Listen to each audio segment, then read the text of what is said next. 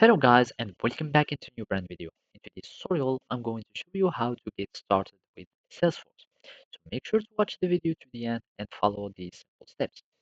So basically, if it's your first time using Salesforce, there are many places where you can learn from.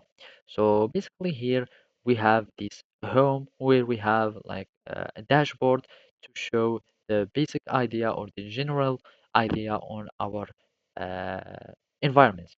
So here you can find the seller home where you can see these dashboards or these metrics, and also you can have all these menus. There is the codes menu, the reports where you find all the reports, and all the dashboard that you can see from, like private dashboards or all the dashboard from here. If I choose anyone, you can see anyone specifically, etc., etc.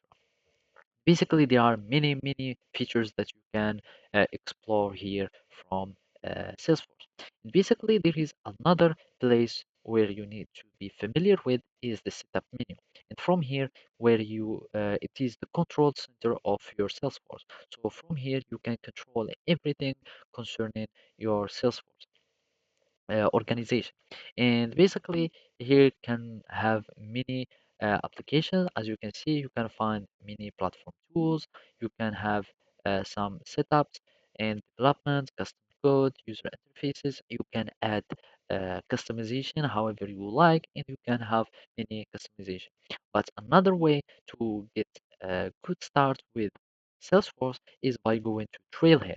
In Trailhead, Salesforce is a learning path or a learning platform of Salesforce where you can learn many things from the development side or the administration side or the analyzing side of Salesforce. So basically, you can just filter your objective by either earning a certification or also seeing the roles as an administrator, business analyst, or even a developer, and then choose any path or learning path, and then you will be able to learn more of Salesforce. So basically that's it. Thank you for watching and see you next time.